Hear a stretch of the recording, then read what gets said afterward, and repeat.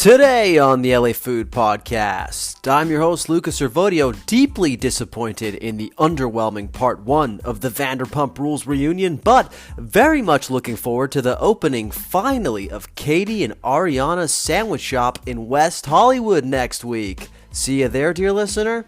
Speaking of Bravo, we're checking in on season 21 of Top Chef today. We're about halfway through the season, so LA Food Pod Top Chef correspondent Father Sal is on the pod to dissect the highs, lows, and everything in between. We're also joined by two of my new favorite podcasters, Nicholas and Nancy DaSilva, the hosts of Compliments to the Chef, the must-listen Top Chef companion podcast. They tell us about how they got their start, and they also join in on looking back at the season so far and in making predictions for the episodes to come. But first, a few things that caught my eye. Molly Baz found herself at the center of quite the media circus this week. The LA Times published a fascinating look at why restaurants are struggling right now. The Michelin Guide finally touched down in Mexico, and there's a tournament of cheeseburgers afoot, courtesy of our friends at LAist. Plus, an LA Food Pod apology to one of LA's great food journalists. That's all coming up next, so without further ado, let's chow down.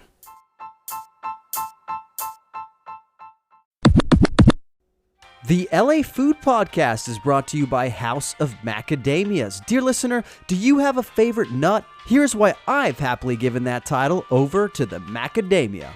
First, it's chock full of nutritional benefits, including one of the best omega 6-3 ratios in the nut game, 8 times better than pistachios and 20 times better than cashews. Cashew? More like cash-ew.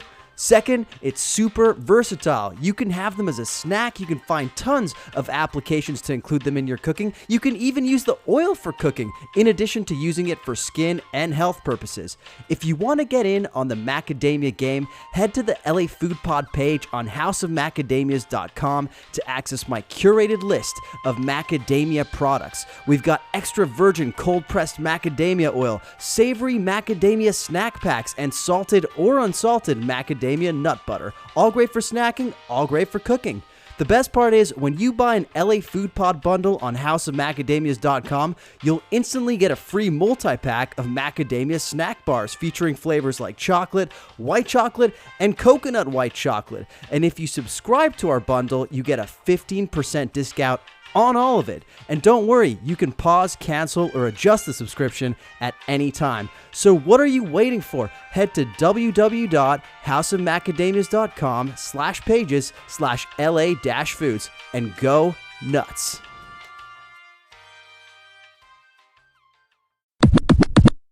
Dear listener, you can call me One Take Luca today because I have absolutely no time to edit this monologue today.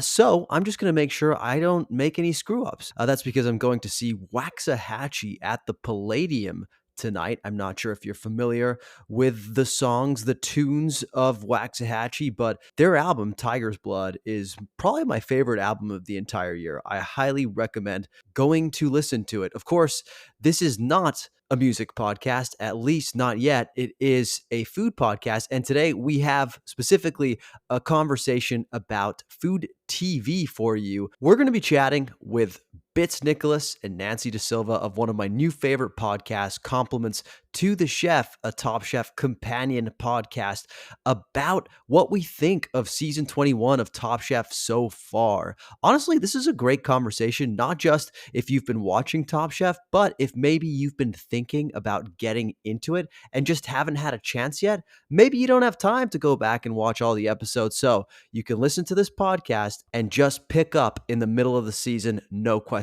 asked. Essentially, what I'm trying to say, dear listener, is you're welcome. We've got you covered. Of course, before we get to our conversation with Nancy and Bits, I just wanted to share a couple of things that caught my eye this week. Of all the things I had on my 2024 bingo cards, Molly Baz becoming a global feminist icon wasn't one of them. Alas, The SoCal based recipe developer and cookbook mogul has found herself at the center of quite a situation. Now, if you're not familiar with Molly, you should be. She's authored two of my favorite cookbooks of the last 5 years. One is called Cook This Book, and her most recent one is called More is More. And what I love about Molly's recipes is just how fun they are. It's basically like hot girl cooking, it's all about letting go of your inhibitions, having fun in the kitchen, all while making recipes that sometimes sound a little weird, but always end up being really delicious. One of the trademark things of Molly Baz cookbooks is there's always way more salt than you think one person should consume in one sitting, but it always ends up being perfectly seasoned. It's kind of like her own little magic trick. Molly is pregnant and she embarked on a collab with a brand called Swell. That's Swehl. Swell bills itself as a breastfeed startup, whatever that means. And for the collab, Molly developed a recipe for quote unquote lactation cookies. Now, these cookies are designed to stimulate lactation, and let's not sugarcoat it, they look a little bit like a tit, okay? It's kind of like, how a Danish has like an outer layer and an inner layer? That's what these cookies have too. I think they're oatmeal cookies with some jam in the middle. It's definitely like a cheeky cookie. Well, Swell decided to launch said recipe with a Times Square billboard. The billboard was, to be fair, a little tongue in cheek. Molly was holding up the cookies, covering where her breasts would be, and she had a bikini showing off her pregnant belly. Now, this in and of itself seemed like a big deal, right? Like Molly Baz, cookbook author, huge in the food world, but maybe not quite A-level celebrity yet. Times Square billboard, huge deal. Congrats to Molly. Things took a turn when a couple days after going up in Times Square, Clear Channel, the company that runs the billboards, flagged the ad for review and took them down. This caused all kinds of a hubbub, especially since the same billboards are known for having ads for Skims and other underwear brands. And basically what it boils down to, people were saying, is that sexualized breasts are okay, but breastfeeding breasts aren't. Now, Alicia Haradasani Gupta has a really good write-up of the situation in the New York Times, which I will link in the show notes, and you should definitely check out. And I think that the most interesting thing to me that this whole situation raised is sort of the history of our society's aversion to women's health in general. First of all, did you know that breastfeeding in public was not legal in all 50 states until 2018? That's wild to me. Not to mention, there have been plenty of examples of ads being taken down for similar reasons to the reasons that Molly's was taken down as well. For example, 2015, a period underwear brand accused New York City subway system of rejecting their ads that featured quote unquote suggestive pink grapefruits and runny egg yolks. Then in 2020, an ad by a mother and baby care brand was rejected from airing during the Oscars because it realistically depicted the pain of postpartum recovery. I just think it's really interesting that this whole saga, at the center of which is one of the food world's darlings, Molly Baz, has sparked a really interesting conversation. It's clearly a much needed conversation, not one that I thought we'd be talking about on the LA Food Podcast, but it's definitely something that I think deserves more awareness. I will say, apparently, even though the billboards were taken down, the cookies are going off. Like, Swell is seeing a ton of visits to their website. Molly herself was interviewed for the New York Times, and she said that her posts for the cookies were performing like off the chain on social media. So I'm not lactating myself, but I may go and make these cookies just to see what they taste like. Okay, for our next story, we're flying back to Los Angeles. The Los Angeles Times published a package of stories entitled, quote unquote, "What Will Save Restaurants?" Really, there are, I think, 3 or 4 stories, but I really want to focus on 2 of the stories. First, Stephanie Brajo interviewed more than 24 chefs and restaurateurs about the many challenges that restaurants are facing and what's leading to so many restaurants having to close or at least reduce their operations. The story covers a lot of the factors we've discussed before on this podcast, including the rising cost of products, operations, new legislation like the minimum wage hike, and the nixing of service fees. But I found 2 things really interesting about her piece that I hadn't quite thought about before. One was the notion raised by Lauren Lemos, a co-owner of Wax Paper and Lingua Franca, which I just went to recently, and I can confirm their burger and matchstick fries are fantastic. Basically, what Ms. Lemos was saying is that in a lot of cases, restaurants are kind of trapped in a situation where they're hemorrhaging money, but they also can't afford to close because they're locked into things like leases and they're still repaying loans, especially loans secured during COVID.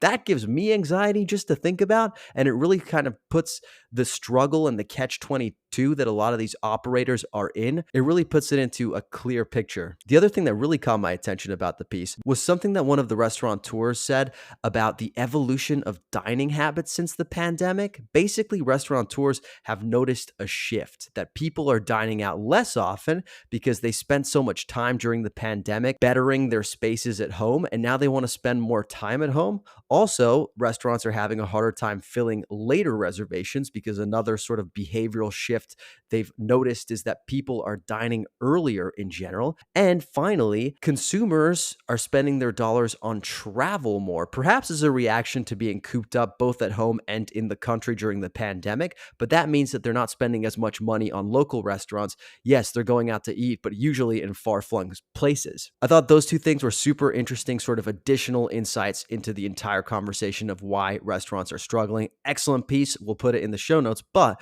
in addition to Stephanie's piece, Heather Sperling of Botanica in Silver Lake, delightful little spot, published a piece breaking down where each cent of a single dollar goes at their restaurant. I thought this was a really cool way of looking at how restaurants, yes, receive money, but then how it goes back out the door. I'm sure it changes from restaurant to restaurant, but I think this is interesting because probably the changes are minimal, right? Especially in Los Angeles.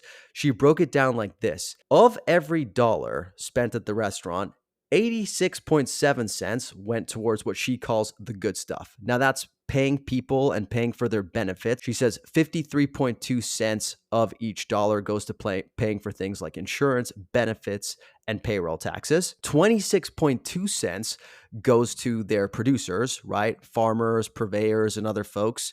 7.3 cents go to the sort of what she calls the supporting cast, and that's like the cleaning crew, the florists, the laundry services, etc., etc. And then you get 13.8 cents on the quote-unquote not good stuff, and those are occupancy costs, rent, utilities, trash, recycling, compost pickup, administrative costs like office supplies, accountancies, delivery apps, reservation apps, phone, internet, and then also 3.1 cents goes to the cost of credit card processing. Now, if you're doing your math, you'll see that for every dollar that comes in, $1.05 leave the restaurant.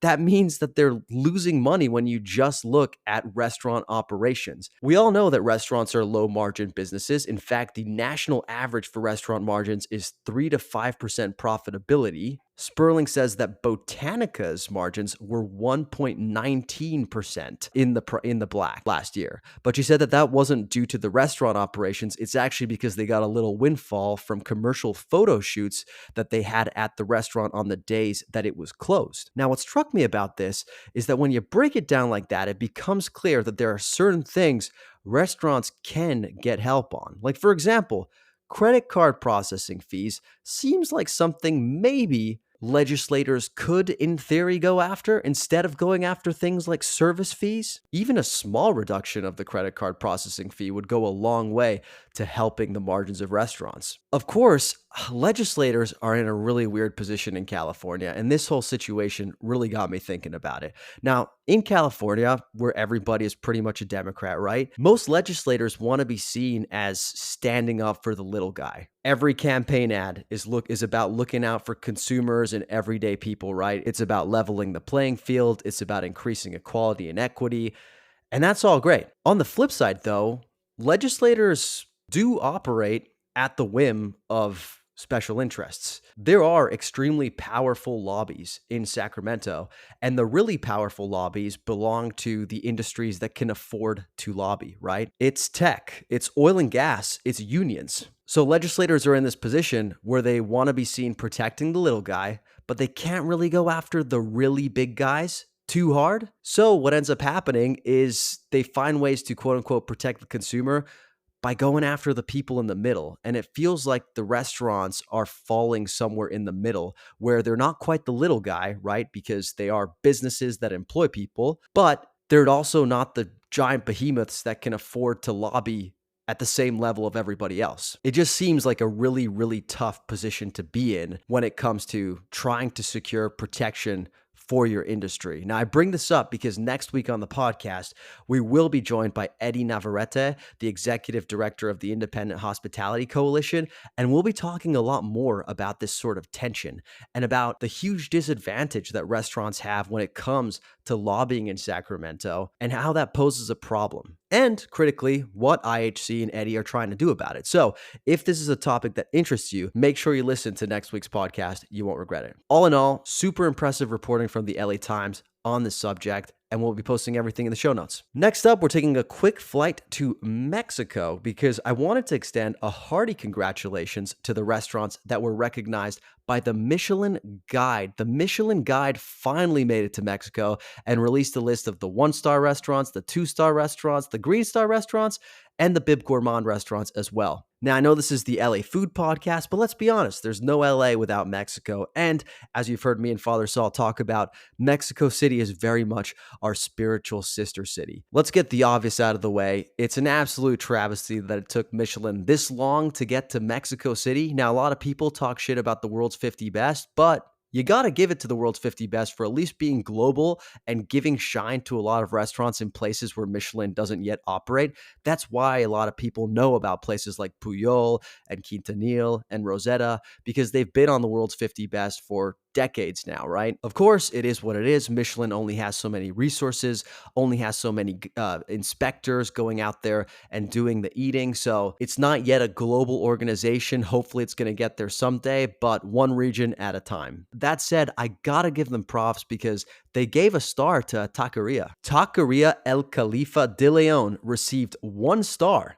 It's a taco stand in Mexico City. I mean, we often talk about how problematic these awards are, but that is a really cool, courageous almost thing to do. I also wanted to give them props for giving a star to M Restaurant, or Emilia Restaurante, a restaurant headed up by Chef Lucho Martinez, who actually used to work at Puyol himself. And that's one of the best meals I've ever had. It's a restaurant that you don't often hear about when you go to Mexico City. Most people will send you to Rosetta, Quintanil, Puyol, but M is very much not up there in terms of people's recommendations. So gotta say, shout out Father Sal for putting me onto M. He actually went to go spend a month in Mexico City, and that was his like number 1 recommendation walking out of there. And you know, I often give him shit about his taste, but he did good on that one. It's a restaurant that really prioritizes Mexican and indigenous ingredients and sort of showcases that tradition. It has a super strong sense of place, but using really interesting modern techniques.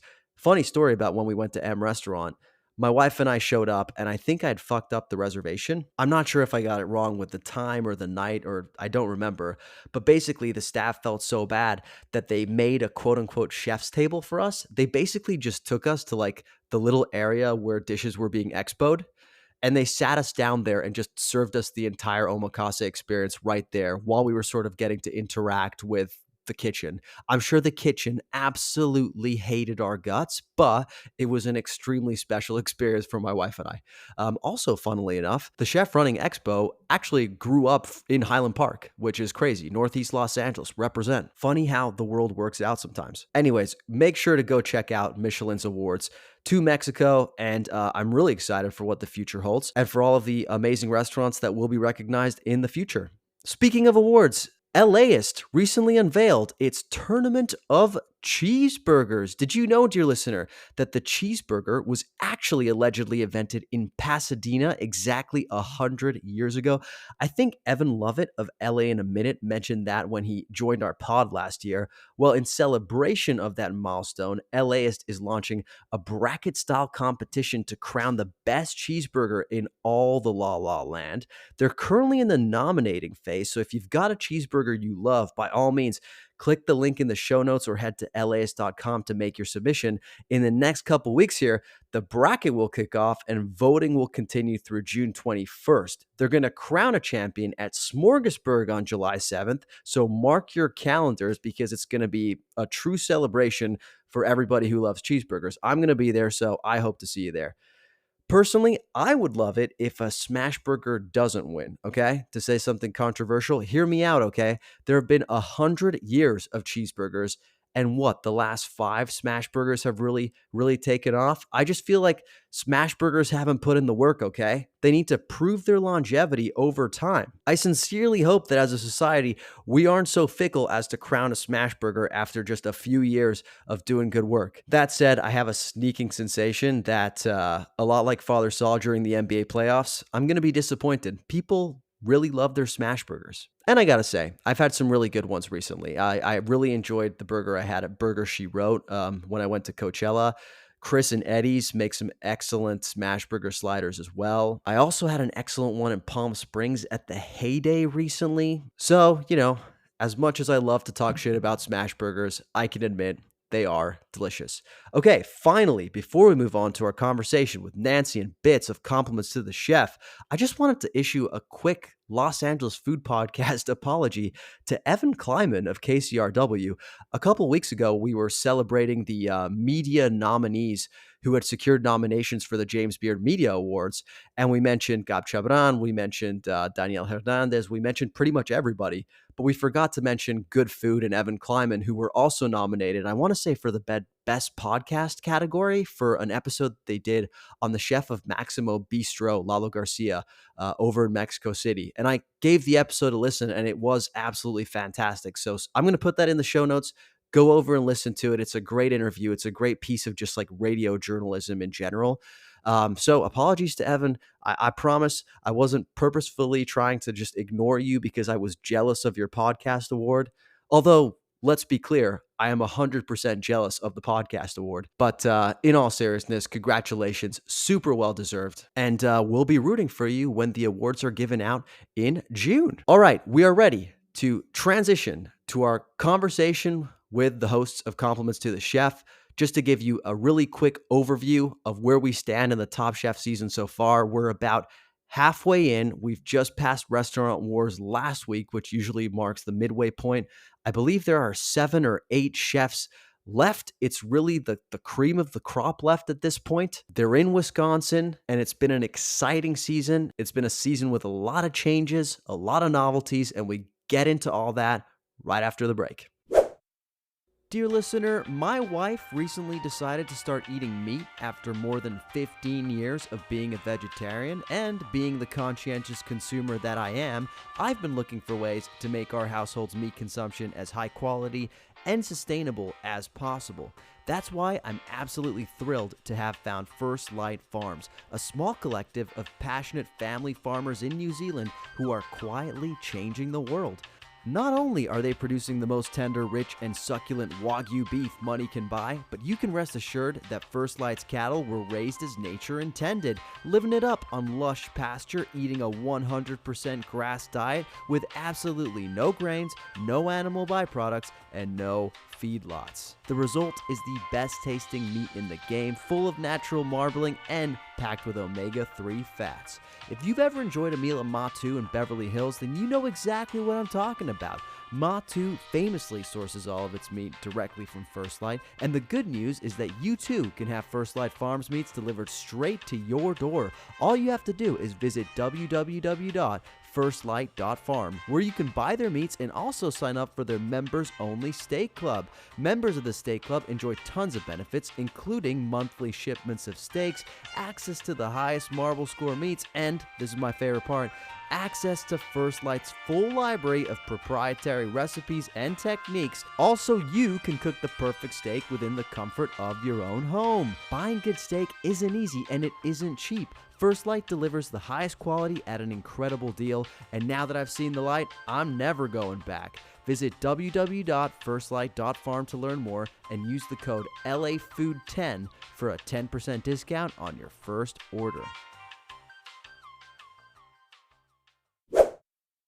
Dear listener, I am so excited because today on the podcast, we have Nancy DaSilva and Bits Nicholas from one of my new favorite podcasts, Compliments to the Chef, a Top Chef companion podcast. It's really, really good. I highly, highly recommend going to listen if you haven't already. Bits, Nancy, how you guys doing today? Thank you so much for having us. We're so excited. We're so excited. We're doing better now. We love your podcast too. Listeners of this podcast, keep listening. Don't go away. Nancy, you don't have to lie to us. You guys are in New York. You have no reason to listen to an LA podcast, but we appreciate the lie anyways. And also with us today on the podcast, of course, is the LA Food Podcast top chef and general television correspondent. It's Father Sal. Sal, how you doing today?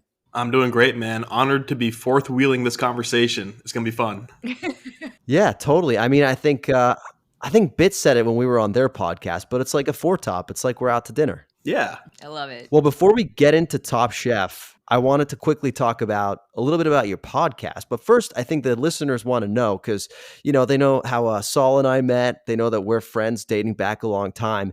How did you two meet?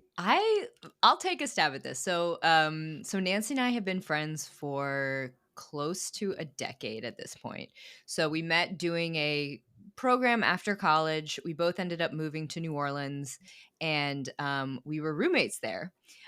So our friendship since then has known many seasons and locations, I guess. We lived there for a time together, and then in the sort of winter of our lives, we were separated. Nancy moved away, I stayed there, and then fate brought us back together here in New York, where we both live and hang out in a ridiculous amount. Yeah, I will include just one story, which is like really how Bits and I met. So this program we did after college was like a professional like placement program.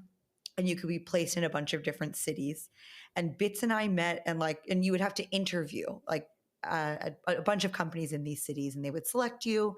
And we met at an interview weekend in Cincinnati, Ohio. The Paris of the Midwest. Exactly. And yes, exactly. And it was it was a full weekend. So either Friday through Sunday, and Friday night, a lot of the companies that were interviewing candidates were taking their candidates out to dinner. But Bits and I were the only people whose companies did not extend dinner invitations to us. So we went out on our own and had dinner together. And that was really where it began. And that's how we fell in love with food. And that's how we fell in love with food. Can you imagine? You guys were kind of like the people who were left out, and you found each other. Yeah, we were collectively rejected. Yeah. And then we ended up both getting placed at companies in New Orleans, very like serendipitously. Truly. And it's just been magical ever since. Now, Bits, you said there have been many seasons to the friendship. That makes it sound like there have been some good and bad seasons, or am I reading into that too much? The bad is only when distance kept us apart. Oh, that's sweet. And that was like a shockingly long time, but COVID, of course. And yeah, it was like 3 years. Yeah. There was a period in there. But we weathered the storm. We weathered the winter. Good. I wish I could say the same for Saul and I and our low points. But let's move on to Top Chef. How did you guys get into Top Chef? What lured you in? I have been a lifelong Top Chef fan. I have literally been watching since season 1. My family had TiVo. Do we all remember TiVo? Mm-hmm. Top Chef, I think, was like it automatically came TiVo'd on your machine, like that U2 album. Exactly. And so I just watched it as a kid, always, all through college. I've been there the whole time. And during COVID, when Bits and I were separated, but would obviously FaceTime multiple times a day, I recommended that she start Top Chef because Top Chef was recorded in the summer of 2019 and aired in March of 2020. So it was kind of the only thing that was happening live during COVID. And we were all craving that. And so I was like, Bits, you got to get on Top Chef. And she did. And the rest is history. The one annotation I will have for that is that I watched Top Chef when I was younger, when I was a kid. And when Nancy said she still watched it, I was like, damn, that show's still on. So it was a little bit of like a return to it. Like it's been there all along. But yeah, I think, Luca, where you were going with this was, where do we get the idea to start the pod? And I think that credit 100% goes to Nancy. And it was like only mere months ago, like January rolls around. She's over at my house one night and kind of like maybe randomly, I don't know if it was a text, Nancy, or if it was like in-person conversation, but you were like, we need to start a Top Chef podcast. And then pretty quickly it snowballed because she started doing all of this like, whiteboard, like crazy conspiracy drawings. Like I was doing my research. There's not even that many Top Chef podcasts. Like we could definitely do a better job. Like it would be super easy. Like let's just do it. And I will give a lot of credit to Nancy. She really helped us to kind of figure out like, okay, let's like recap an older season to get our sea legs because the new season's coming out. She did all this sort of like calendar triangulation of like, okay, well, typically it airs on this date. And so we need to start recording our recap now so that we can do this. And like, it was this whole like mathematical like theorem to just land us where we landed with like some level of experience before we covered 21. We recapped Las Vegas first. We just both loved it. I think we both loved the sound of our own voice. So it was like a really perfect creative pursuit. Marriage made in heaven. Thank you. Yeah, it is. I appreciate the credit. We are, in addition to great best friends, I think we are incredible like business partners. It's worked out so well. And I think honest, like to be a little sincere, I think we were both sort of like craving some external hobby for different reasons. And this was just like the perfect thing. And we already hang out together like 3 times a week anyway. Why not do it in a productive way instead of just watching TV? I love that. One thing Saul and I have found by podcasting together is that we talk very often and very regularly, but it's often only about food. And we don't actually know what the fuck is happening in each other's lives. Do you guys find that? I'm going to be honest. No, Bits and I, she's my soulmate. Like I know we talk about everything. And food. Not to brag, but I am officiating Bits' wedding in a few months. She is. So I feel like I know a lot about her. She knows enough. Yeah. Well, Saul has the moniker Father Sal because he officiated our wedding as well. Oh my God. Look at that. It's an officiant off. Saul, I got to ask you for tips. Oh, absolutely. You guys need to officiate off like it's like a rap battle. He did a good job. To be fair. Okay. Well, tell us a little bit about what listeners can expect when they listen to CTTC. So it's a really fun ride. We have a pretty standard structure. We start by just talking about our quick reactions to the episode, and then we'll do your classic recap of Top Chef. Any items that we, as Saul and Luca know, because they came prepared, we do have a segment called Leftovers. Everything is food themed because we just can't get enough. So we have our leftovers, which is any items that were left over from the past episode of like factual inaccuracies that we said or things that we want to look up. So that's all at the beginning. Then we have our amuse-bouche reactions. Then we will talk about the episode. And then our last 2 segments, we talk, would you eat that? We talk about the eliminated dish. Mm-hmm. And we finish it off with Judgy Table, which is a really fun ride, inspired by Las Culturistas, I Don't Think So, Honey, where you just get to rant for a minute about something that either happened in the episode or is relevant to the conversation. I love it. In fact, we may be incorporating one of those segments into today's episode as well, dear listener, but that's for us to know and for you to find out. Okay, well, thanks for that quick sort of overview on how everything has come together. Now that our listeners know you a little bit more, we're going to get into this season of Top Chef. We're doing a quick mid-season check-in. But before we get into it, Saul, could you give us a quick update of how things stand in our fantasy Top Chef sweepstakes? I can. It's embarrassing to do this in front of Nancy and Bits, but gotta face reality. In first place in the LA Food Podcast Fantasy Top Chef is Jessie Eats. She has 98 points and still has Danny and Michelle remaining in the competition. She's got a powerhouse team, and I don't know if anyone's going to catch her. Yeah. Second place, shockingly, is Luca with 63 points. He's in striking distance. Something could happen, and he technically has the most remaining contestants still in the competition with Dan Jacobs, who's kind of heating up, Manny, and Kevin DeAndrea, who's fighting it out in Last Chance Kitchen. We'll see if he is able to make it out. In third place is Daniel, forking around with 54 points, right on Luca's heels. He has both Amanda and Savannah still left. That is a sneaky team, because those two, I feel like, are slow burn contestants who could maybe make a run in the second half of the season here. And in last place is your valiant defending champion, Saul, with 15 points. 15 measly points, and only Laura Ozilmaz to hold him down in the competition. I am hoping and praying there's some crazy run that Laura is able to make. I don't feel super confident. In fact, I think if I were to win like every other episode, I'm not sure I could catch up. But that's where things stand. I have a lot of reflecting to do, a lot of learning. I'm growing as the season goes on, but trust me, long term, I still have the confidence to win again one day.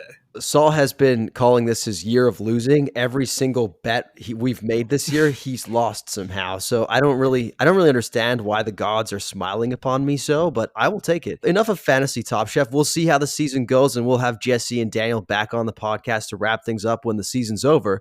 But let's dive into season 21. I'd like to go around the horn and just get straight to it. Are we giving this a thumbs up, a thumbs down, or a thumbs firmly in the middle? Bits, let's start with you.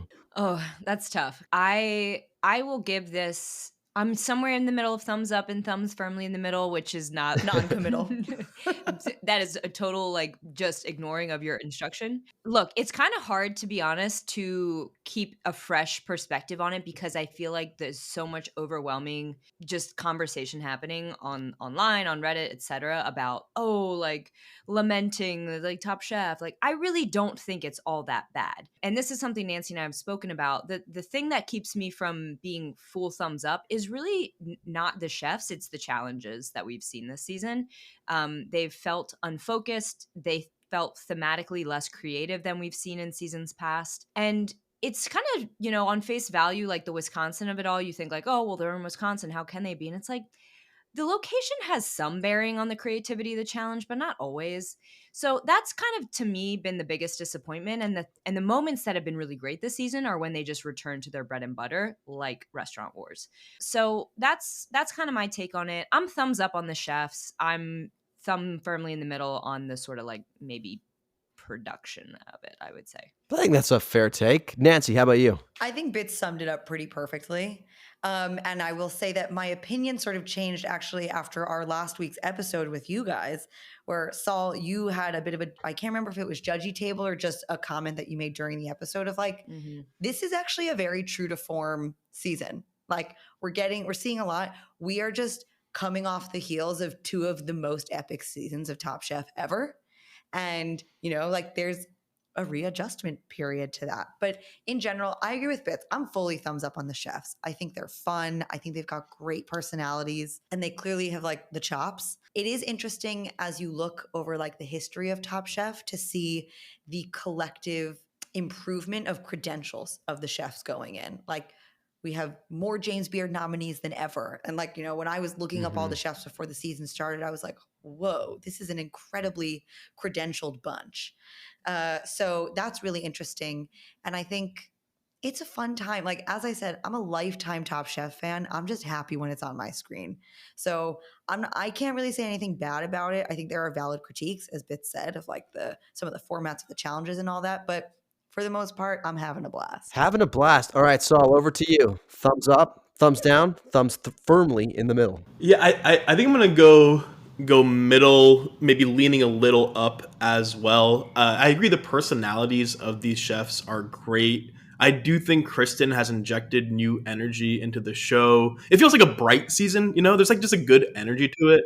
I will agree on some of the challenge stuff. I did really like the Frank Lloyd Wright challenge, for example. But when there's just like a weird, and we touched on this during compliments to the chef as well, and I know you guys have spoken on it yourselves, just a weird looseness that's going on. The chaos challenge that no one, including the actual judges, could describe. Like there was a line in that episode during the judges table where they were like, the chaos is in the simplicity. And it's like, what are you talking about? That was for the winning dish. I think they could describe Danny as chaotic and explicit. And I'm like, do we even know what we're looking for here, guys? Like, and then just like, I mean, the 5-on-4 restaurant wars, which I think has happened before, to be fair, in like older seasons, but it's a pretty big advantage to have an extra chef on your team at this point in restaurant wars. And there's like a messiness. Obviously, they had to bring in Sue in response to whatever happened with David Murphy.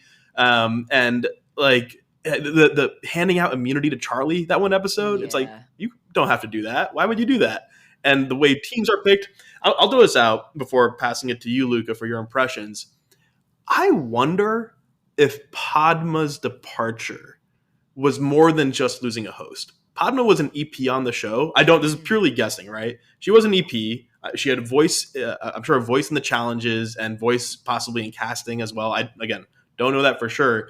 But I do wonder if there's not just a host transition, but maybe there's some sharpness or perspective that Padma brought to the show more broadly as a producer that they're missing a little bit. I don't know for sure. Maybe it's just a strange one-off season, but that thought crossed my mind the other day. So I think that's an interesting take. Does anybody know if Kristen has a producer credit or an EP credit on this? I don't know, but I do know that Gail was promoted to EP this season. So Okay. I don't know what that means. Okay, you know what that's giving to me then? It's giving like when, the new guy or new gal shows up in the office and is like, I have some great ideas from my past lives or my past gigs. Let's switch up the way we do our corporate meetings. Reorg. Yeah, you know what? I have this great idea. In our weekly meetings, let's do our rose and thorn of the week, okay? And then just go around the horn and say that, right? It's like giving that energy at times, and maybe that's what's happening. There's just new blood, new ideas. I think for me personally, I'm gonna go thumbs up. Like, I actually have no reservations. I kind of feel like I was looking at old seasons too, and I really am bought into the school of thought of, yes, we've had 2 huge departures from previous seasons, but this feels like a very like Top Chef, classic Top Chef season. And even sort of like the whole like, chaos that you're alluding to, Saul, it feels like reality TV. Things happen. It seems to me like they have like had production challenges this season. Sounds like that David character was a little bit more challenging to deal with. And they sort of had to improvise on that. I see where you're going with the chaos, and I definitely saw it reflected to some extent in Restaurant Wars. I mean, even how disjointed the teams themselves were. But ultimately, I think this is kind of like just good reality TV. And sometimes Top Chef feels a little too buttoned up. So I kind of appreciate it for what it is. I really respect that opinion. They've done a lot to open up the process of Top Chef too, like between Dish with Kish, giving like a little bit more insight into like ingredients or techniques that we aren't familiar with. There's like an access that wasn't there previously, which I think is kind of an interesting thing that they're testing out. That's a great shout. It's of course it's not technically part of the show, but Dish with Kish is such a great innovation this season, and like, so I mean, I look forward to it almost as much as, if maybe not, maybe like more than Last Chance Kitchen. Yes, like it's just so interesting to watch these chefs like take a peek behind the curtain. Donine featured Donine Arguelles, the showrunner for Arguelles, I think, or the showrunner for Top Chef, featured last time, and like they're just reminiscing about past like challenges and moments on the show. It's so cool how beauty shots happen, which I've always been curious about. It's been great. That's a huge plus here. Do you think that that's one for the heads? Like that's something that's really big for the heads, but like maybe not as huge for just your casual listener or watcher? Probably, given it's an internet show. I will say that like Top Chef, as Bits and I talk about a lot, has become very self-referential. Like they do all-star seasons. There is a Top Chef universe. And we always see them. Actually, this is something I was considering doing as a judgy table last time, but I have a special one saved for you guys for today, which is like, as much as I love having Top Chef former contestants come back and be judges, really what we want to see them do is cook. Like, I don't care about what them judging other chefs' dishes. I want to see them cook. And Dish with Kish completely scratches that itch of like, Buddha one more time, Marcel 2 more times, Steph Izard, like really following up with these people and seeing where they are is very rewarding.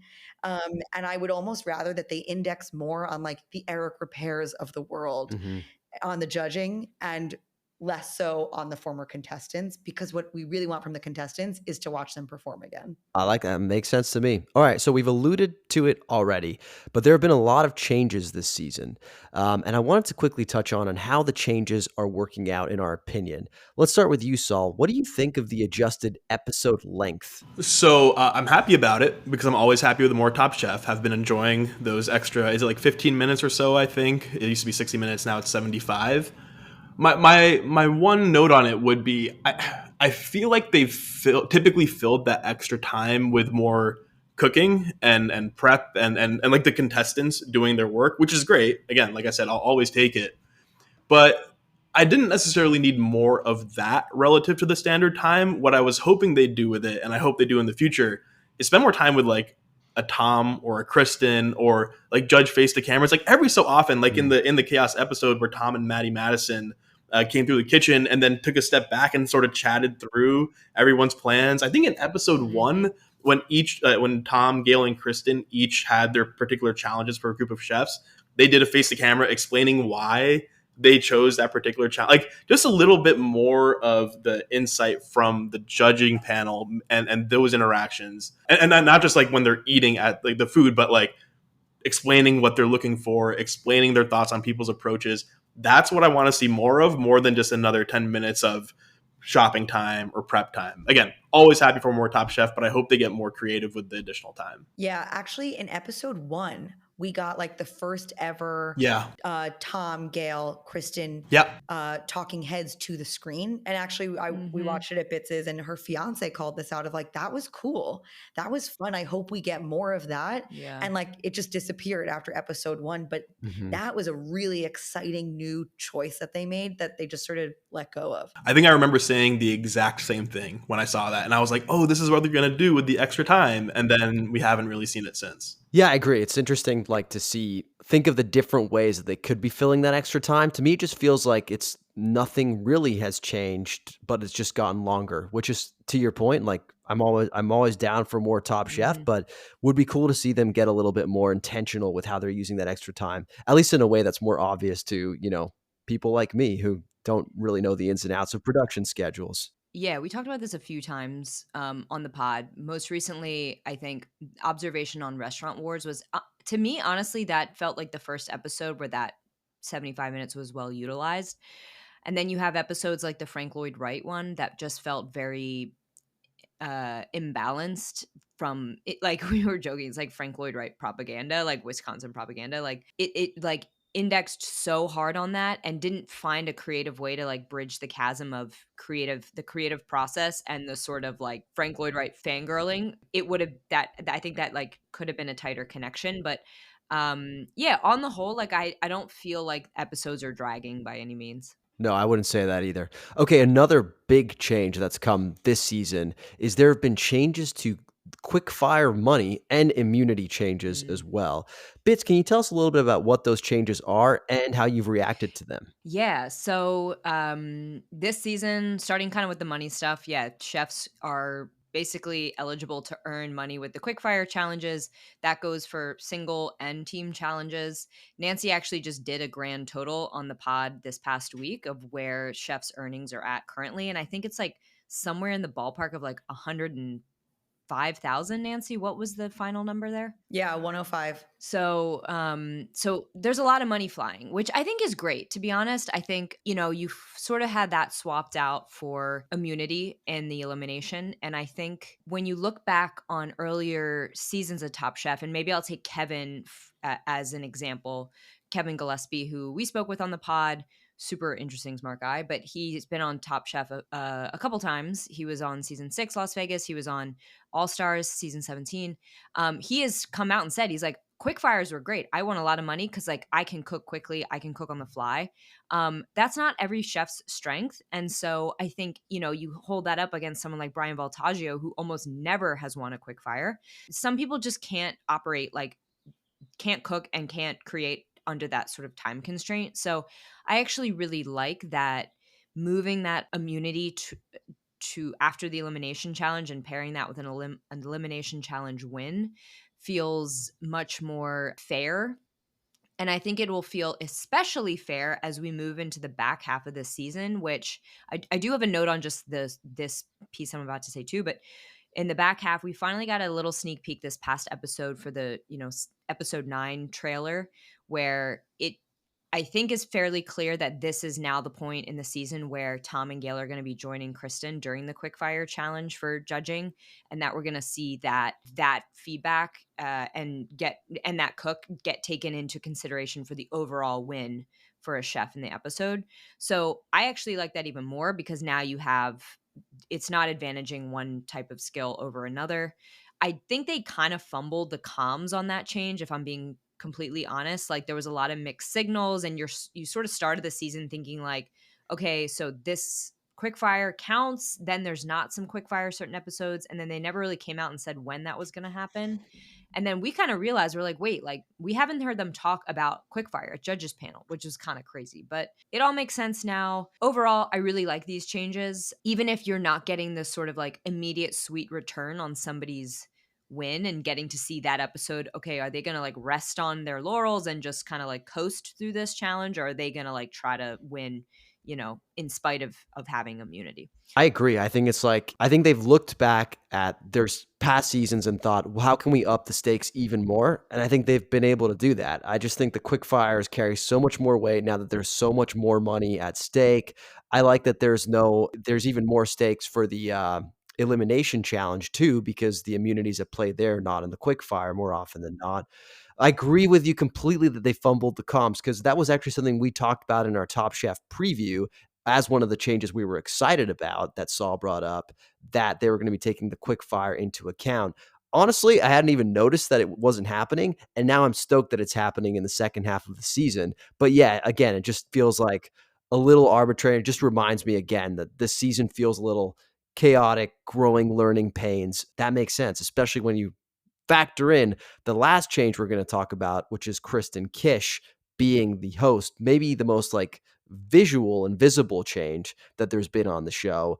Nancy, how do you think Kristen has adapted to being the host of Top Chef? Yeah, I think that she was such a good choice to replace Padma for a lot of reasons. I think some of the reasons are, in general, why a person like Kristen is a good choice, and some of them are specific to her personality. Mm-hmm. So I think that in general, the reason why it was good to replace Padma with a former contestant is because I think, and I don't want to get in trouble for saying this, but I think whether we'd like to admit it or not, Padma, and it's not fair, but Padma always had a bit of an asterisk next to her name because she was not a trained chef.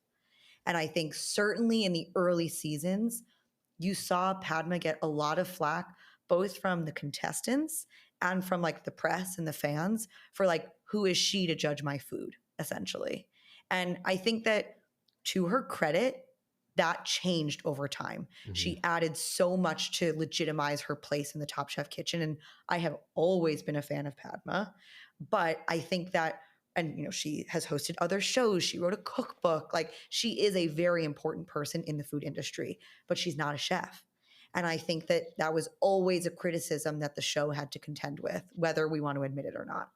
So I think right out of the gate, choosing not only a chef, but also a winner is a very important choice for Top Chef.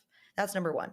Number two, Kristen Kish, the person, is fucking awesome. Sorry if I'm not allowed to swear on your podcast. Oh, you can fucking swear. Let's fucking go. She's great. She is, first, incredibly cool. Like, I think one of the coolest people to come out of the Top Chef kitchen. Second, she's very contemporary. She's like, I think she really has the pulse on, like, I think that it's one thing to say like, oh, these are up and coming chefs. Like, I don't need her to be hip with the kids. I need her to have her finger on the pulse of like where the food industry is going. Like, she's more of an adult than the kids in the room, but she's less of an adult than like Tom and the lovely Gail Simmons. And I think that that's a perfect position for her, because she's essentially like the new generation that is both like revered by the younger generation and respected by the older generation. And that is like a perfect Venn diagram that singularly Kristen Kish sits in. The other thing is that like she brings so much perspective. She's able to talk to the chefs in a way that Padma was never able to talk to them. Mm-hmm. That little like pep talk she gave them after the Frank Lloyd Wright challenge of like, cook like you're fighting for your life, is not something Padma could ever do, because Kristen's been in their shoes, and she's also been eliminated, and like she's done everything. Any experience you can have on Top Chef, Kristen has done. Yeah. So like there are no asterisks next to her name, and she's also just incredibly capable. So I'm a huge fan of Kristen's. Yeah. I was actually listening to the Pack Your Knives podcast. Sorry to shout out a competitor, but We love Pack Your Knives. They're great. yeah, the best. They're the best, right? Second best. It was second best. Second best. But they are great. They're awesome, and they on their Substack had an interview with Amar just like maybe last week, and they were asking about his experience on the show doing judging for the sausage race challenge, and they asked about Kristen and how she compared to Padma, and he was like, back when we were on with Padma, it was like Padma would show up on set like 3 minutes before they start, and it'd be like the teacher coming into the classroom, and everyone stands to attention and like stops like fooling around or whatever, and like she has that sort of authority, right? But there's a distance there, and he was like, with Kristen, like she just hangs out and we shoot the shit, like and the set has this. It's like he wasn't comparing it positively or negatively. He was like, the set just has a different energy because Kristen's always around and she's so like accessible and easy to talk to, and of course has that shared experience. And he was like, so it's just a different vibe, and it'll grow and shift. And I'm sure Kristen's authority will. And presence as like a celebrity will continue to grow as she stays on as host, but I'm sure she will never lose this piece. And it was just interesting to hear from a former contestant about what that experience was like. I think it's because it's fresh right now. She wants to be on set, like mingling with everybody, but 20 seasons in, she's going to want to be in the trailer taking her time. Trust me. Spoken like someone who's never hosted a TV show. But no, I think it's interesting because one of the things that you actually brought up, Saul, when we were talking about this change many moons ago is we didn't know if Kristen had the sort of like gravitas for this role. And you know what? I think we kind of learned, A, she kind of does, and B, it kind of doesn't matter. Like she's bringing something completely different to the table, and it's really working. I think this has been my favorite change to the season. I think she's really injected an interesting new energy, and she's awesome. Also, her outfits are dope. I like every single episode is like Kristen fit check. Yeah. And I like Padma, first Indian supermodel, also a glamazon, like also had, her own style to her. But Kristen, like, I think she just speaks more in like the way she dresses to like the core audience of the show. Just like, let's fucking go. Let's cook. Let's see some good stuff. All right. We're moving on to one of the topics that we've all kind of flagged as being one of the sort of like room for improvement areas of the season, and that is challenges. And I'd like to quickly go around the horn to hear about everybody's favorite, least favorite challenge, as well as an idea for a challenge you hope to see in these final weeks. Saul, let's start with you. So this season, my favorite challenge has been the Frank Lloyd Wright challenge in terms of concept.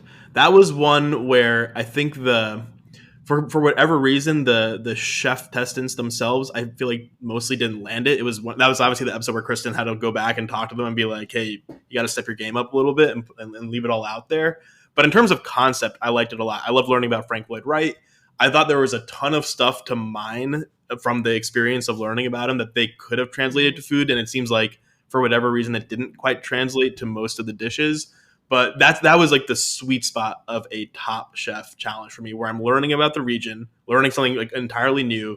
There's all these cool, interesting sort of connections that I'm drawing now between architecture and food that I've never thought of.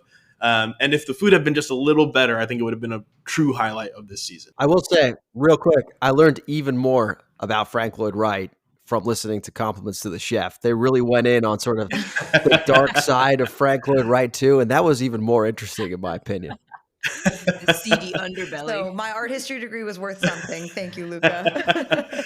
And then real quick, least favorite challenge, I mentioned it before, the chaos challenge. And only because, I mean, that's funny because it's almost a flip of Frank Lloyd Wright, where it was the first time the food was really interesting, I think pretty much across the board for the season. But I was just so frustrated with the lack of clarity. I mean, chaos challenge, kind of ironic, but the judges need to know what they're looking for. And in fact, that episode in particular, I believe Savannah should have won based on what they had described. When Maddie Matheson comes and describes a challenge, he's like, it's about where you've been and where you're going and all sorts of other stuff. And Savannah made a dish about where she had been and where she was now. That was crazy, and had veggies in a dessert that they never thought she could nail, and she nailed it. And then they reward like a dish that's chaotic in its simplicity. That just frustrated me, like from front to back, and almost like the flip, the negative version of the Frank Lloyd, where The concept of the challenge, I think, was quite poor. They could have landed it better,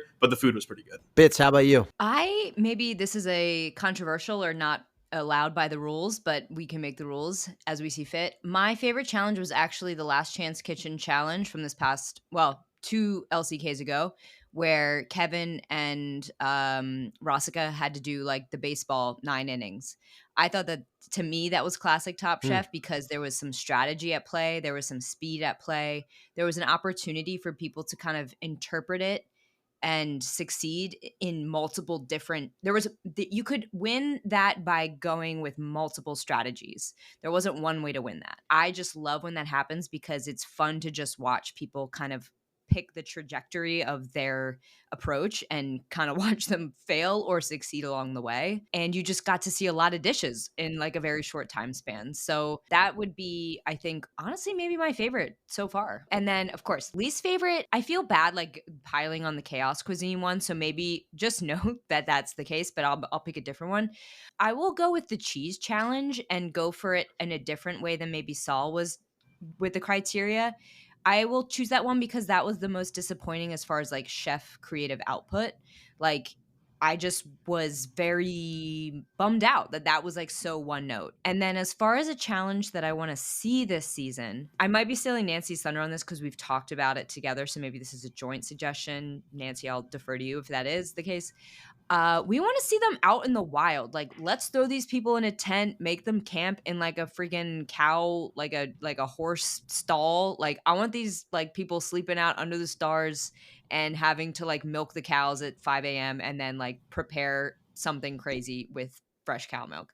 I miss that kind of like weird constraint cooking over an open flame type situation this season. No, it's actually funny you bring that up because I'll just insert myself here and give my favorite and least favorite, and then we'll kick it over to you, Nancy. But my least favorite challenge of the season so far was actually one of the challenges where they did get to go out and cook for people, and that was at that cheese fest. And I just thought that was my least favorite because it's Wisconsin. This is the land of cheese, and we've got to really do like a challenge that allows them to showcase it. And it felt like such a throwaway challenge, and it led to some really throwaway cooking. We saw like 4 croquettes or something like that. Like, it was really underwhelming. I'm not sure even like being outside and stuff like that is the best way to showcase cheese of all things.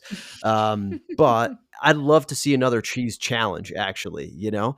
So, but I agree with you. I would love to see another sort of like make them cook in the wild. I don't remember what season it was, but there was one season where they made them go to like some sort of like kids camp out in Big Bear or whatnot. Yeah, they cooked for moms. They cooked for moms. That was season 17 All Stars. That was like, and that was a great ep. Yes. I like watched that like last week. Yeah. Yeah, there you go. More of that. More of that. My favorite challenge, that's a tough one. Is it a cop out to say Restaurant Wars? I feel like that was maybe my favorite challenge. I mean, it was the most fun episode to watch for me too. I just love a good old Restaurant Wars. But yeah, besides that, I'd probably go with Saul. The Frank Lloyd Wright one was conceptually probably the one that most excited me in terms of them being able to do something with it. Although even then they were like kind of restricted to this concept of duality. So wish they had given them maybe like less parameters around it. But still, in terms of like the setting, location, and challenge itself, that was probably my favorite. Okay, Nancy, over to you. My runaway favorite, and I say that intentionally, was the running of the sausages. And there were so many reasons why that was my favorite. One, I think it's because I had so much fun recording the recap with you guys. So I think I'm biased. But two, like, I love costumes. As Bits knows, I love particularly food-themed costumes. She does. And like, I am obsessed with the sausage race. I also think we got some of the best cooking we've gotten all season out of that challenge. That to me also, the same way, Bits, you were saying, like the classic Top Chef with the LCK challenge, like sausage race was classic Top Chef, where there were multiple ways to win that challenge. There was a really level playing field. There was like, there was only so far afield they could go with that brief and, you know, still be within the confines of the challenge.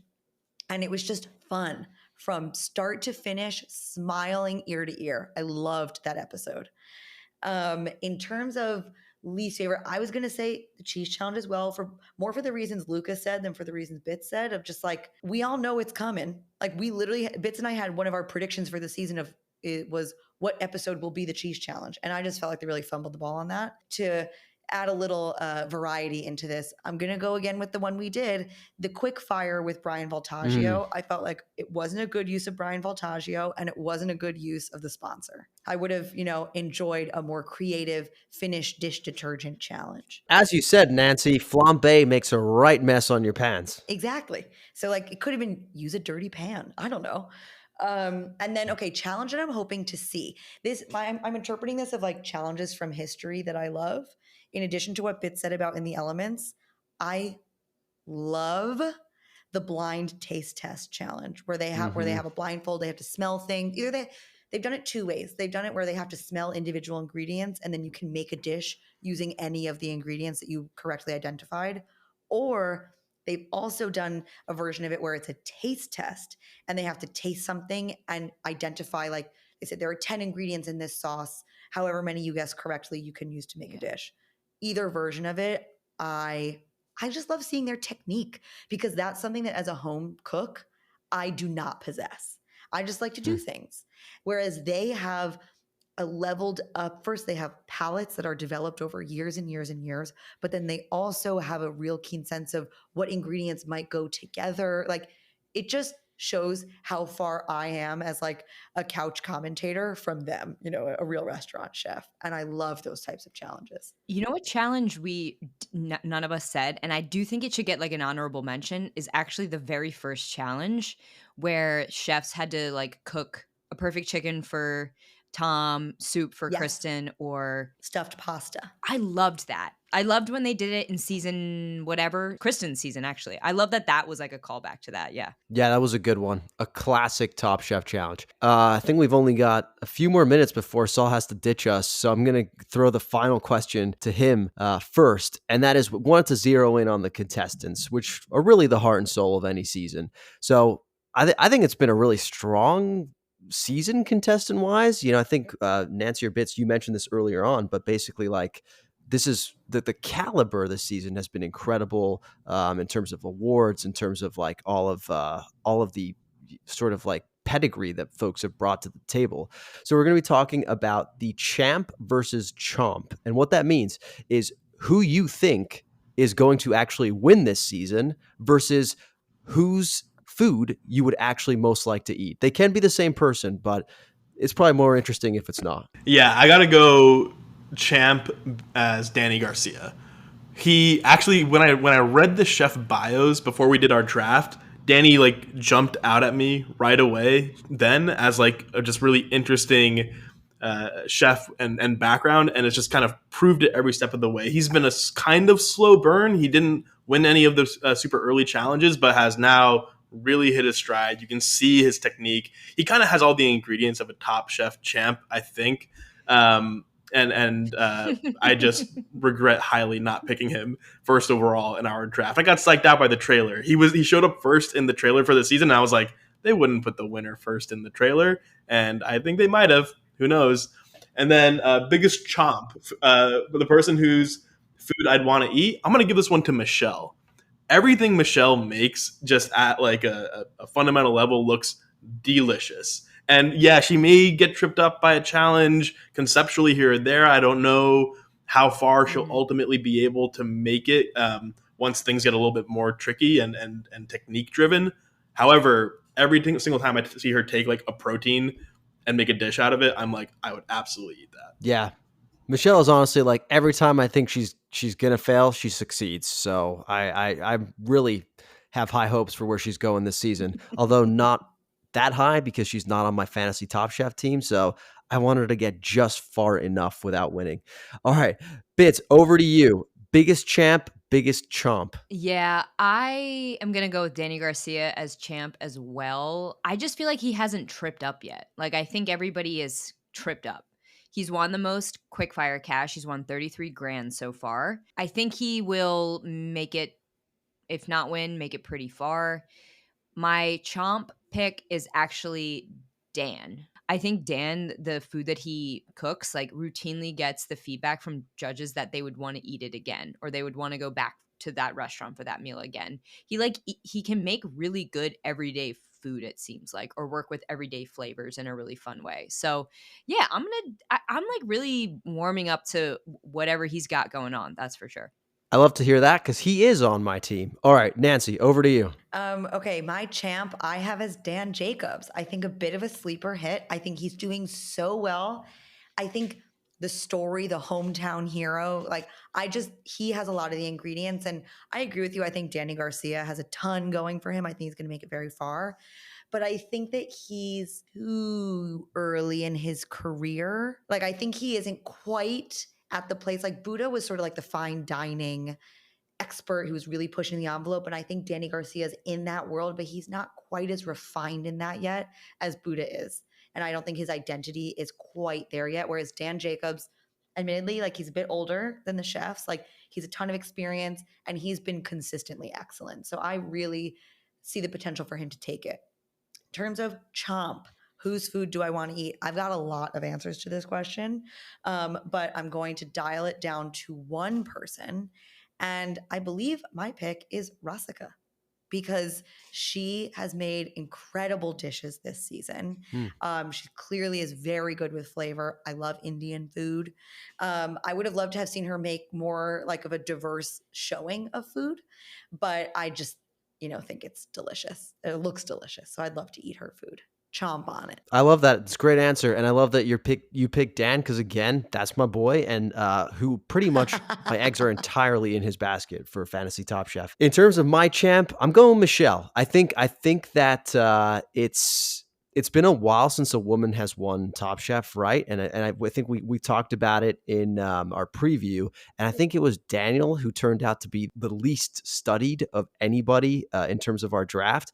He just had this gut feeling that it was going to be the year that a woman stepped up and won. And I just think Michelle has, she's given us all the evidence that she is winning everything. She knows how to win these challenges. She's one of the only people who's doing what Kristen said, which is like, cooking to win, cooking for her life. And I think that actually means something. I'm getting the sense that a lot of other chefs are still cooking not to lose. Even Danny's Restaurant Wars dish, right? Like, really impressive dish with the carrots. But he said, it's something I know really well. I know carrots so well, Carrot Chronicles or whatever. Would love to read that book, by the way. But he was basically saying, like, this is something I'm very comfortable with. And to me, that sings, I'm cooking not to lose. So I think Michelle's cooking to win. If she can make it through these next weeks, I think her final meal would be fantastic, and I would love to see that. In terms of chomp, I got to give it to Sue. Yeah. Everything Sue makes, like, just blows my mind. Sue's food, even like the rice noodle thing that he made for Restaurant Wars, which apparently became stale over time, which makes sense. When he first served it, looked amazing. That corn dog he made amazing. I just love the way his brain works and would love to eat his food. Yeah, big ups to Sue. I am embarrassed that he was nowhere in my conversation here. Embarrassment accepted. Okay, but I wanted to steal a segment from Compliments to the Chef to close us out here, and that is a segment called Judgy Table, because it's not, well, actually, you've already previewed what this segment is, so we don't need to do it again. Why don't we start with you, Father? Yeah, for my Judgy Table, I wanted to actually give a shout out to the producers and editors at Magical Elves for their Restaurant Wars episode. We've been critical about them a bit, but I think they executed a great bait and switch narrative as that episode went on. It was actually funny. So Top Chef Portland is the first season I ever watched. It's my favorite. It's a special place in my heart. This Restaurant Wars actually had a lot of echoes with Top Chef Portland, where one team with the sort of underdog chefs really quickly came up with a cohesive idea for their restaurant, which was Latin American and Asian fusion, crushed it, had all the flavors, whereas the other team with the more talented chefs, at least on paper, were like, hey, we all like seafood, right? Let's all just make seafood, I guess, and had a completely sort of discombobulated restaurant. And for the whole first half of the episode, I was like, it's happening again. I was very excited because Laura who was on my fantasy team, was on what I thought was going to be the winning restaurant due to the concept and the cohesion and that classic Restaurant Wars narrative, that it's really about the teamwork and how quickly you come together. And you were seeing conversations in the car with Michelle and Dan, where Michelle's like, okay, but what's our restaurant about actually? And Dan Jacobs says the number one like sinful line in Restaurant Wars, where it's like the channel connects us, but we all bring ourselves to it. And I was like, no chance, buddy. There's no way this restaurant's working. And then they flipped it on us, and in fact, Channel was the winner. So hat tip to Magical Elves for fooling me on that one. Notoriously very difficult thing to do, fooling Father Sal. Bits, over to you, judgy table. My judgy table is lack of more villain edits. Look, Top Chef is a reality show. It's a cooking show. Okay. But like, I kind of miss just having, I think the thing that happens is like, you just had this one Laura storyline with the Whole Foods budget. And it just feels like then disproportionately, like she's the villain, which is like, dude, look, I want to just shout out Laura in the middle of my judgy table by being like, thank you for falling on that sword for us, because like we needed a little bit of that like plot tension. So I just want to have a little bit more of that. It doesn't need to be big. We don't need to be nasty, but like just the small like interpersonal conflicts and points of friction. Like let's give them a little bit more airtime. I don't know. It's fun to get like, you know, riled up about stupid shit like that. So No, I love that. And that's why we would also need a reunion at the end of the season in true Bravo style where they could all just go after each other. I need that. I need that personally. All right, Nancy, judgy table. My judgy table is in honor of the LA Food Pod. It's not Top Chef related. And that is all restaurants are the same these days. Truly, like in New York City, you have your Italian with fresh pasta. You've got your Thai regional cuisine, Thai Som cuisine. And then you've got a French bistro. And that's it. Every neighborhood has like 4 of these identical restaurants. And they keep coming up. There's so much hype around them, so many marketing dollars. They're impossible to get into. And they're honestly all fine. Like they are not interesting the Thai ones I actually really like. But for the most part, they're not that interesting. And like, I'm tired of this sameness. Like I am looking for someone to break out and change the restaurant game. And I think that shout out to former Top Chef Kwame. I think his restaurant really breaks the mold of this. But I'm just New York City, do better. Be more creative and stop cooking for TikTok. That's what I have to say. Saul, were you going to say something? I was going to say, sounds like Nancy needs a trip to LA. I was going to say that. Yeah. I was going to be like, Nancy and Bits, let us take you to Poltergeist. Right? Like, hell yeah. Time. Yeah. I'm coming. I'm coming. And I actually, thanks to you, Luca, I canceled my reservation at Amar's restaurant in Laguna Beach, which I would not be able to get to, and instead made a reservation at Charbel's Lady Hawk. So I'm excited. Fantastic restaurant. You're going to love it. It's amazing. Yeah, but seriously, when you guys are out here, let us know. We'll show you some exciting food. Although we could also show you just shitty Italian food because we've got that too in Los Angeles. Feel like home. Feel like home. All right, my judgy table. God, I had it, and now I am blanking. Am I just like not a judgy person? I've listened to your pod. You're judgy. That's not the issue. I've heard your views. That's not the issue at all. Yeah, I am a judgy person. Maybe I just judge so much that when I'm put on the spot to judge, I can't do it. Okay, I'll just say this. This is not the one I had in mind, but French food, all of it sucks. Like you can see it from Kevin D'Andrea, okay?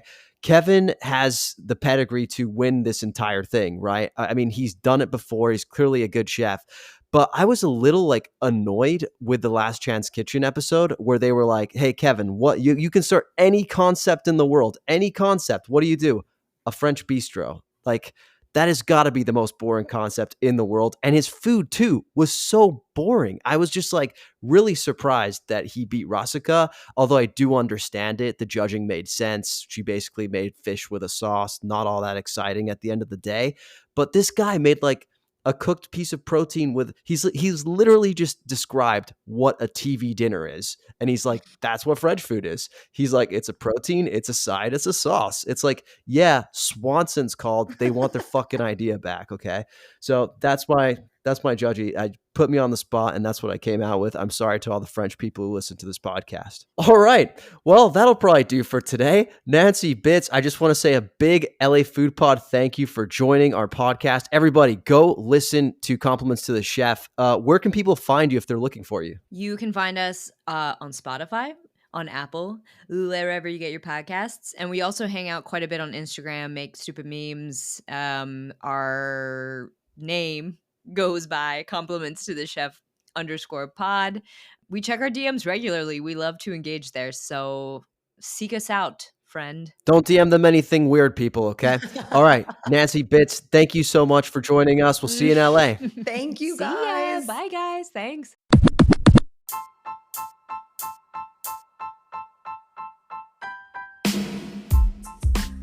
Thanks for listening to another episode of the LA Food Podcast. Thanks to our guests, Nancy and Bitts, for joining us. It was a pleasure discussing Top Chef with them. Please go subscribe to their podcast. Also, thanks to Father Sal for joining us as always. If you like what you heard here today, dear listener, please go to wherever you listen to podcasts, leave us a rating, review, subscribe. Seriously, all of that stuff really helps us make our way up the charts on Spotify, Apple, and wherever you listen to podcasts. We'll be back next week with another epic episode. But if you're looking for me in the meantime, you can find me on TikTok, Instagram, Threads, and YouTube at the LA Countdown. That's TheLACOUNTDOWN. You can also find me on Instagram at LA Food Pod. That's LAFOODPOD.